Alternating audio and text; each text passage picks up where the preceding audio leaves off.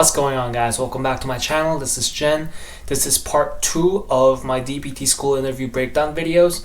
I already made part 1, so if you haven't already, I recommend you go check that out first and come back to this. And while you're at it, if you liked that video, please click like and subscribe.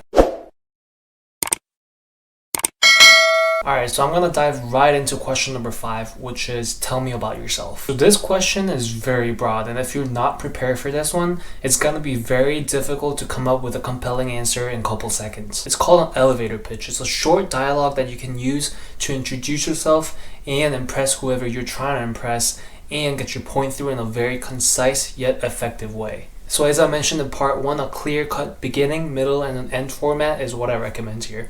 In the beginning, you talk about your experience, your background, your perspectives, and now in the middle, you're tying it to physical therapy, whether that's why you want to become a physical therapist, your goals as a future physical therapist, or your passion for physical therapy. So now at the end, you talk about what they really wanted to hear when they asked you this question.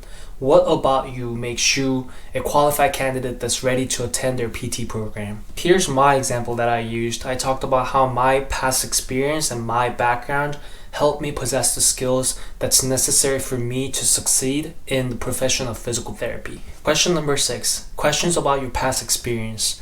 These are questions like, oh hey, I see on your resume that you had a career change, or I see on your resume that you had a rough semester your sophomore year in college. Tell me more about that.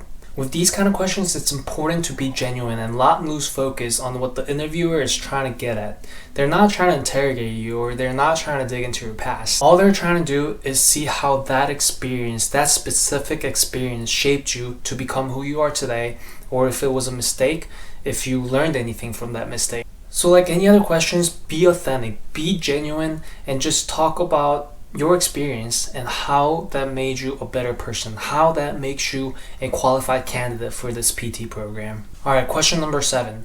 What kind of experience do you have in either working at or observing at a physical therapy setting? So of course, you need to start with describing your experience related to PT.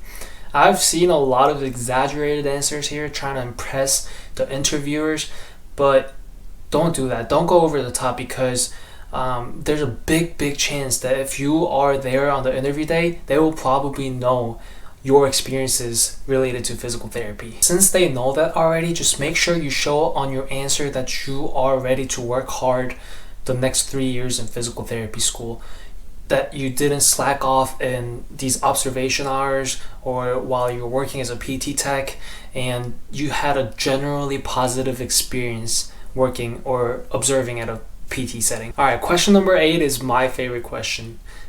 Do you have any questions for us? This question is such a wild card, because you're like, oh man, it's done, it's over, thank you for the day, and they asked you this question out of nowhere. So have your questions ready. This is a great opportunity for you to open up that conversation between you and the interviewer. So the short answer here is yes, you do have questions for them. It's important to appear passionate and wanting to know more about their program. Nobody likes listening to someone else talk for the entire time. Give them an opportunity to talk.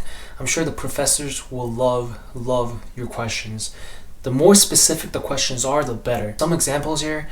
How do you deal with students, or how do you help the students that come to you with a failing grade, or students that are struggling? Or what about this program do you like that you want to teach here? Alright, so my last tip is try not to be nervous. I'm sure you guys did everything you could to prepare for the day, especially if you watched this video to the end. So try not to be nervous. I'm sure everything will be okay, and just go out there and have fun. It's an opportunity. So these are 8 most commonly asked kind of questions that's asked in DPT school interviews. I hope that helped. If you haven't already, please click subscribe. I'll be back with more videos. Thanks for watching.